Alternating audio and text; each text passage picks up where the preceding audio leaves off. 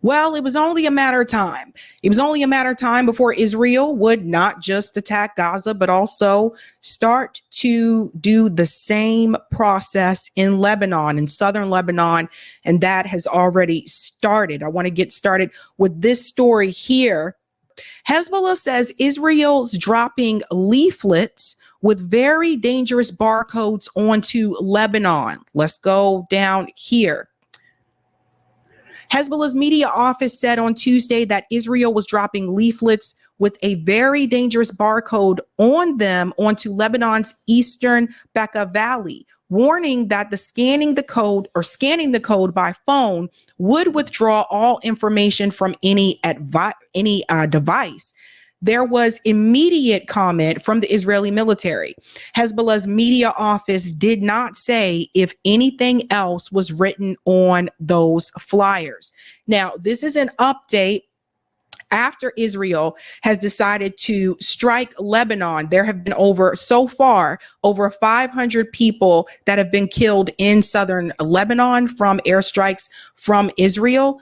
Children have been killed again. We're starting to see again another repeat of what happened in Gaza, how Gaza started off. And now we're starting to see that same activity start to take place in Hezbollah. Now, Israel has said that they are responding to the attacks that Hezbollah has sent their way. But I told you a couple of months ago that Israel was repeatedly bombing southern Lebanon. And the moment that Hezbollah decided to respond, all of a sudden it was Israel has a right to defend itself. But no one else does. And I've said this before. Apparently, Gaza doesn't have the right to defend itself. Apparently, Lebanon doesn't have the right to defend itself. So people are getting very concerned and very upset because now we are moving into a larger scale war, which is exactly what people like Professor Morandi had predicted. Also, there were other people that have come onto the show. People like Miko Palid had predicted that it would go this way. Norm Finkelstein had predicted that it would go this way. And so now you see what is happening. And I want to point out this part too, because this is what is coming from AP. It says the Israeli military says 3 drones were identified crossing from Lebanon into Israel a short while ago, setting off sirens in coastal towns just south of Haifa, more than 50 kilometers from the border with Lebanon. It said 2 of the drones were intercepted. There were no reports of injuries. Altogether, more than 300 projectiles have been launched today from Lebanon at northern Israel, according to the Israeli military. So this is the response coming from Hezbollah to Israel. The army said strikes will continue in Lebanon. In the last 2 hours, Israeli jets carried out a number of extensive strikes on targets in the Bekaa region and in southern Lebanon, according to the army, hitting rocket launchers and infrastructure that the army says was used to store weapons. And if you haven't seen an update about this particular case so far, they're using the same talking points, which is that Hezbollah is hiding behind the people in Lebanon. They are saying that there was a housing complex that was storing weapons underneath the house, like just stuff that you just would not believe, does not make any sense. But they're using the same rhetoric that they used around Gaza for their excuses to do what they're doing. And now they're killing civilians in Lebanon, which is what we were all told would happen, right? They want a greater Israel. They want to expand.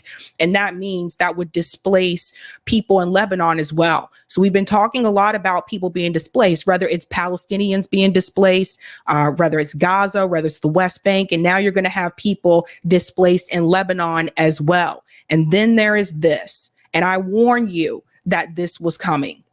This announcement here from the AP, the U.S. will send additional troops to the Middle East amid escalation between Israel and Hezbollah in Lebanon. Now, this report is coming from the Pentagon. This is why I warned people a while back. If you're in the military, get out if you can get out, because this is what they wanted to do. They want a bigger war. And that means that they're going to need help. And they're going to need people to fight on their side against Hezbollah and against Hamas. And that means that U.S. troops will be sent there to help Israel fight. And so when people say to me, well, Joe Biden got us out of Afghanistan, and I told you then there were still a couple of troops in Afghanistan. But when people tell me, well, we got out of that, yeah, but then what we got now? You have the war with Russia and Ukraine. You have this bigger war in the Middle East, which is dangerous to us all, by the way.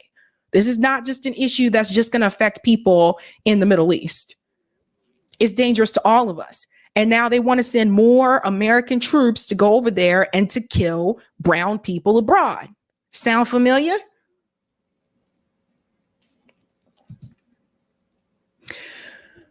Ronnie Akalik was on Piers Morgan's show with this disgruntled, we all know him, Professor, I'm forgetting his name. I forgot about this guy. This is bad. I forgot his name. But you guys know Dershowitz. Thank you. She was on there with Professor Dershowitz talking about what just happened in Lebanon. Ronnie Akalik is a journalist who is based in Lebanon. Every now and then she also comes to the States and she'll do events here as well. But this is her home. This is her home.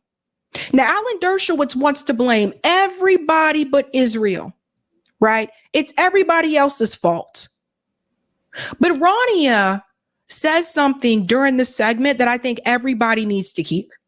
Everybody wants to talk about why Israel has to respond, but nobody in corporate media wants to explain why these factions exist in the first place, why Hezbollah exists, why Hamas exists. They don't want to get into those conversations. Well, Ronnie is going to do that. Listen to this. Let's talk about where Hezbollah comes from. Hezbollah emerged, it's Lebanese people who emerged in the mid-1980s because Israel viciously invaded and occupied Lebanon. I mean, that invasion and occupation was so horrific. Ronald Reagan called up the Israeli Prime Minister Menachem Begin at the time, right? and told him to stop carrying out what Ronald Reagan referred to as a Holocaust on Beirut. That is how vicious the Israeli invasion and occupation was. And under those conditions emerged a group of Lebanese people who picked up arms to defend their homes and land from occupation, and that's how you get Hezbollah. And they kicked the Israelis out in 2000. And since then, they have been seen by many Lebanese. You don't have to agree with it. I'm telling you the reality of the situation. I live in Lebanon. I know. Since then, they have been seen by many Lebanese as a force of protection against further Israeli invasions of Lebanon. And I'll also remind you, Hezbollah has never invaded Israel. Israel has repeatedly invaded Lebanon. The same goes for Hamas, by the way. Where did Hamas come from? They haven't sent rockets? Hamas is a group of Palestinians who picked up arms to defend their people against Israeli aggression. So if you want the aggression against Israel to stop, if you can even call it aggression, if you want that to stop, Israel needs to stop invading, occupying, and massacring its neighbors. People in your neighborhood are not going to like you if you continue to kill their families and steal their homes and land. And this is the hard truth that Alan Dershowitz doesn't want to hear. Right? They all want to say that Israel has a right to defend itself against these terrorist groups, but they don't want to tell you the history of those groups. Why do those groups exist? Why did those groups form? You know, you can't continue to just invade people's land and steal their homes and steal their space and expect the people not to push back. And so a little bit of history is good for people to understand. He doesn't like that too much. Does not like that too much. She also goes on to ask this question, which I've continued to ask repeatedly. What about everybody else? What about their right to defend their self? What about that? Why is it always that Israel has a right to defend itself, but nobody else does? Lebanon doesn't have a right to do that. Gaza doesn't have a right to do that. Nobody else has a right to do it, but Israel does? Don't you find that to be a little bit strange? Listen to this. At what point do Arabs get the right to defend themselves? At what point does our security matter? Israel has spent the last almost 12 months carrying out a genocide in Gaza. They've killed over 41,000 people, and we all know that's a huge underestimate. Over 16,000 children. That one? Just today, Israel has killed 300 Lebanese people, including 21 Lebanese children. War? At what point do we get to defend ourselves? And Alan, come on, Israel's been massacring and occupying and terrorizing its neighbors for the past 76 years. Israel needs to stop terrorizing its neighbors, stop being an apartheid settler colony, and maybe its neighbors won't fire at it because its neighbors are defending themselves against an invading and occupying state. Against an invading and occupying state. Yeah, so Israel has become a big bully. And nobody else that they bully apparently is allowed to protect themselves, defend themselves, or to fight back. It's absurd. And Alan Dershowitz, you know, I don't know why Piers Morgan continues to bring him on to his show. I think at this point, I think you run your course. Do you guys agree with me with that? I think that at this point, Alan Dershowitz has run his course.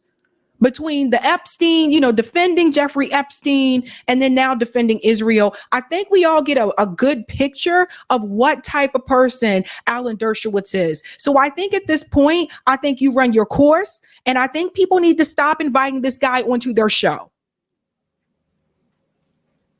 Just calling it like it is. That's why he has his arms folded, because people are done with your bullshit. He can't get his way. It is time to move on. It is time to move forward. People see what is happening right in front of us. And to make things worse, by the way, you will see here Israel's education minister on live television say that Lebanon should be annihilated. So shout out to Ben Norton for this one, for sharing this. And we have the text here. But watch this. Watch this. So I say this to the French and to the others from countries of the world who claim that. Listen to this. אז אני אומר את זה לצרפתים ולאחרים, מה שנקרא, ממדינות העולם שטוענות את זה. אין שום הבדל בין חיזבאללה. Do you see what he is saying? He said there is no difference between Hezbollah and Lebanon. Does that sound familiar to you? Didn't you hear the same rhetoric after October 7th that there was no difference between Hamas and the other Gazans and Palestinians? There was no different. They said the same thing on live television on Israeli TV. What do you think it means when they say that? It means that they see them as the same. And if they see them as the same, then they can use that as an excuse to get rid of all of them. לבנון תושמד לאור כמו שהדברים מתקדמים, ואני אומר את זה אפילו עכשיו בצורה מאוד בוטה. אנחנו באירוע שבו... He said the way that things are progressing now, Lebanon will be annihilated. We are in a type of event where Lebanon is going towards annihilation. You see this? So once again, Israel is publicly stating that they want to annihilate an entire group of people, an entire population of people. They did the same thing with Gaza. They've said this about the West Bank. The ICJ, as I showed you on the show, they watched tapes, recordings of them saying these things. And then they issued the statement that said they have to do everything in their power that they can to prevent a genocide of the people. So how many times does Israel have to be on video saying that they want to annihilate an entire, ethnic group for people to really take them seriously and hold them accountable? How many times does this need to happen? לבנון הולכת לקראת השמדה, לא תהיה אותה לבנון כמו שהם מכירים. אני לא הולך להתעסק בצייד קטיושות של חיזבאללה. את המחיר לתוקפנות מאדמת לבנון תשלם מדינת לבנון. סליחה, השר קיש, אתה השתמשת במילה, ביקשת שאני לא אקטע אותך. תושמד. השמדה יש לה... So he said you used a word, the term annihilation in Hebrew as a connotation. במינוח העברי, אתה יודע, לשר הביטחון אמר תחזור לימי האבן. אתה יודע מה? אני מתקן את דבריי. לא תושמד. לבנון כמו שאנחנו מכירים אותה. Then he doubles down and says, oh, my bad, it will not be annihilated. Lebanon as we know it will not exist. I mean, what else more needs to happen? What else more needs to happen for Israel to be held accountable? Nobody else could get away with this. Like, this is insane. לא תהיה קיימת, לבנון תשלם את המחיר הכבד בגלל חיזבאללה. ואני מתקן את דבריי, לא תושמד, אבל אני מדייק. So he said that they will all pay a heavy price because of Hezbollah, right? So let me ask you guys a question when we talk about punishment here. If everybody took that same type of mindset, what if here in the United States, every now and then, and we've seen this before in the news, every now and then there are a group of extremists that will choose to destroy an abortion center, right? We've seen that happen before. Every now and then, we've had mass shootings at schools. How would you feel if that same concept was applied to us? How would you feel if there was a rule or a leader, one of our leaders said, all Christians got to go because of the couple of Christians that blew up the abortion center? Is that fair? Is that right? No, it's not. That is a dangerous mindset to have. You are punishing everybody else for the behavior of a few. And we can argue here about the behavior, because I would argue if you have been constantly invading and occupying and attacking and oppressing a group of people, what do you expect the response to eventually become?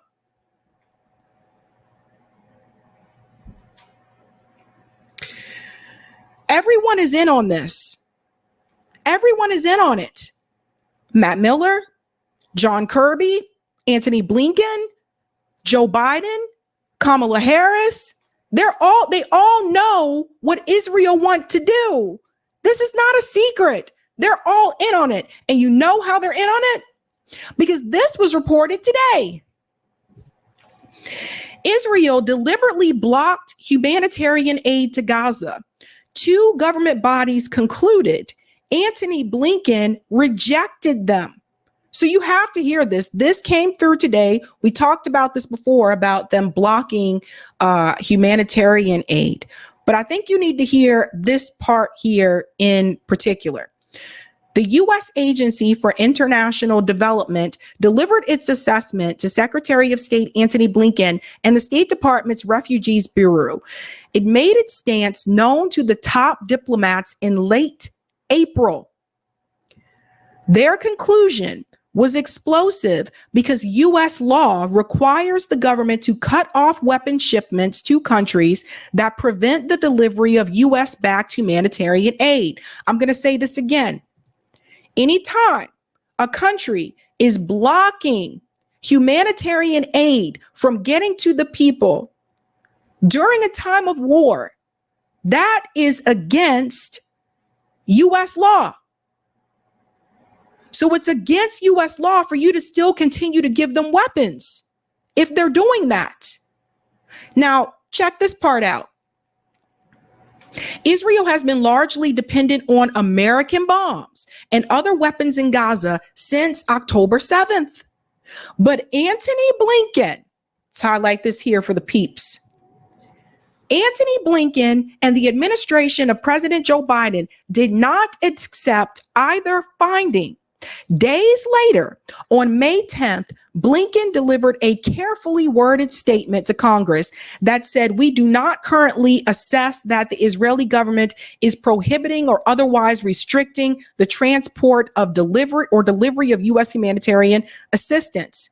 However, prior to his report, U.S. aid had sent Blinken a detailed 17-page memo on Israel's conduct. The memo described instances of Israeli interference with aid efforts, including killing aid workers, razing agricultural structures, bombing ambulances and hospitals, sitting on supply depots, and routinely turning away trucks full of food and medicine.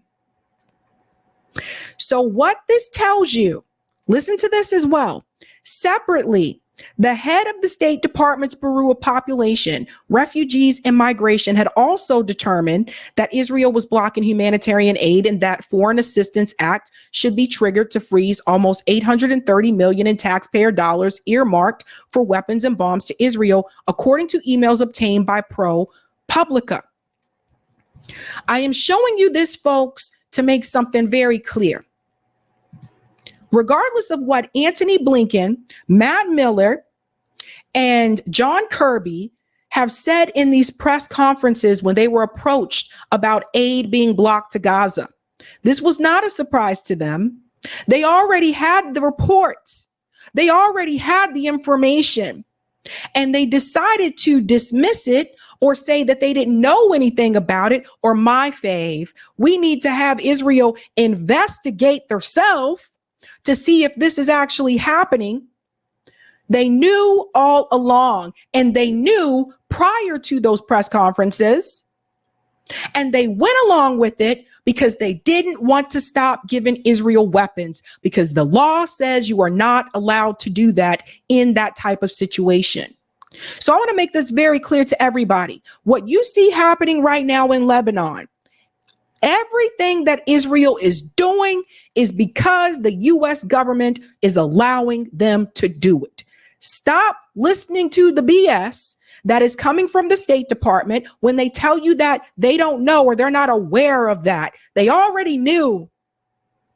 They already knew. How is it that the journalists in the room who are not even over there, how is it they know, but the State Department doesn't know? Think, people, think.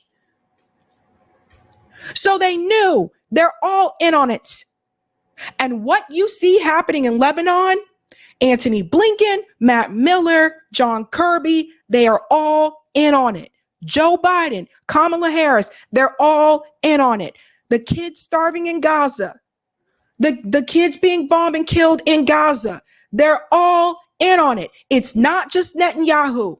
It's not just Netanyahu's administration. It's all of them together. Oh, and by the way, since Kamala Harris likes to post pictures of herself in the boardroom meetings when they're having these discussions, she's in on it too. And I'm willing to bet you, Donald Trump, if he was sitting there as well, he'd still be in on it. They all know. Stop saying push them left. Do not kid yourself. If you want to vote for Kamala, if you want to vote for the Dems, that's your own prerogative. However, do not vote for them assuming and hoping that they are going to be moved on this issue. They could have been moved on it already. They decided not to. They are not going to stop the weapons because they're in bed with the weapons manufacturers. They're in bed with Lockheed Martin. So when you hear Kamala give this speech, and every time she's asked about this question, and she says, Israel has a right to defend itself, but how it does so matters. She is lying to you. That is a script. Now, you can pretend to believe it if you want to, if it makes you feel better. But the reality is, all these people are guilty. All of them are in on it. That's why they're continuing to give them the weapons. They're not serious about a ceasefire. The only reason they even brought up a ceasefire is because the protesters were demanding a ceasefire. Had there been no protests, they wouldn't even mention the word ceasefire. And this war would just be continuing to go on. Does everybody understand? The only reason they even mention ceasefire is because of us. Because of the protesters. That was our demand. So they co-opt that demand and start repeating the same rhetoric. They remove Biden and insert Kamala Harris and make you think that because she's a little bit more sympathetic, that she is going to be moved on this issue and do something opposite than Biden. So people got their feelings hurt and were brokenhearted when she sat up there and she said the exact same thing that Joe Biden said. She will never refuse Israel the right to defend itself, and she will never waver on giving them weapons or giving them supplies. There are people lying to you. There are people lying to you, and they should be ashamed of themselves. And I've seen the damn videos. They are lying to you so that they can continue to grow their audience and grow their base and hold on to the Kamala stance. These people should be ashamed of themselves. They know damn well how money works in politics by now. They've been doing this a lot longer than I have, and they know damn well that our government is in bed with that lobby, is backed by those weapon contractors. They know damn well that those politicians, where the money comes from, really matters. You mean to tell me people that spent years talking about corporate money and showing you open secret pages for years under Bernie's campaigns and sitting up there telling you how whatever the donations that they get, that's who they're going to serve? You mean to tell me all of a sudden out of nowhere, they're pretending like this don't exist, that's no longer a factor? That is bullshit.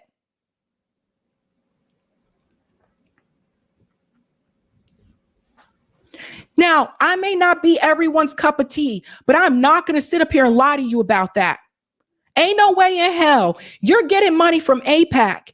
You're getting money from Lockheed Martin. They're not donating money to you for you to stop the damn war. They're giving you money to keep it going, okay?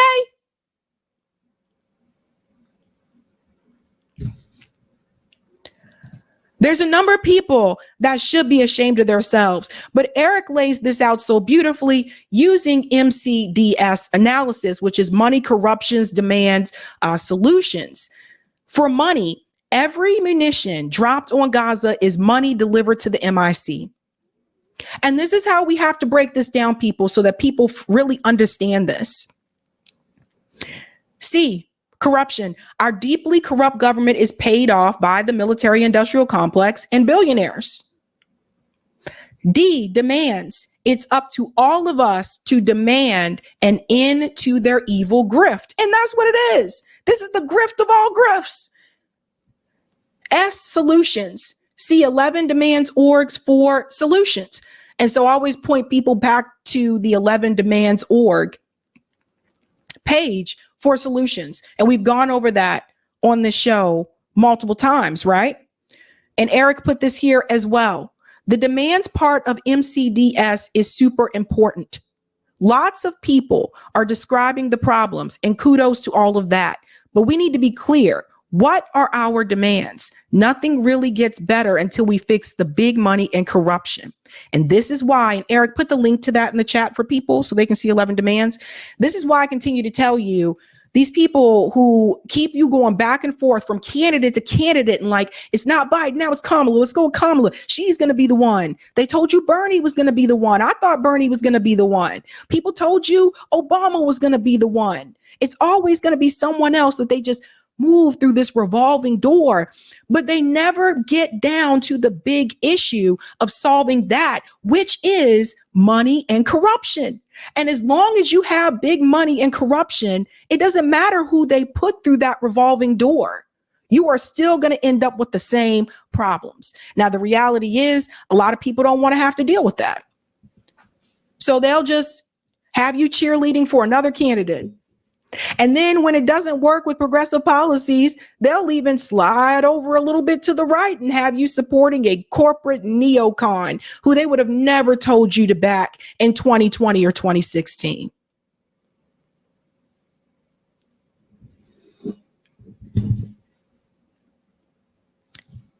You got to keep it real. You got to keep it real. And none of these people are going to save you. None of them are going to save you.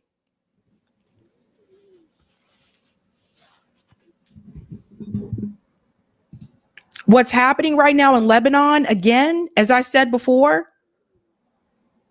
It's just a continuation of what was already predicted to happen. They already planned this.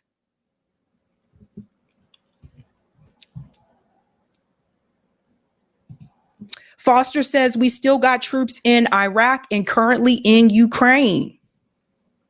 And remember, during the debate, Kamala said we don't have troops anywhere in the world. David says Pierce has no business moderating a playground, never mind a talk show. Thank you, Goba. Attack Zionism head on. Israel is a 100-year violent, anti-Semitic, racist project to replace brown people with Europeans and to give the West a way to get access to the mineral wealth in the Middle East. There you go. Thomas, colonizers always need a boogeyman to justify their colonialism, the same strategy used for centuries. Rich says both corrupt, corporatized political parties represent the ruling class, never us. That's right. Thank you, Chris. Trump doing the immunity case gave Dems a gift to protect Biden and Kamala, etc., from any future criminal prosecution. Yes, that's bad. Right. And that's what I was saying, like when that happened, which was that doesn't just apply to him, that applies to them too. Well. Interesting times, ladies and gentlemen. Interesting times.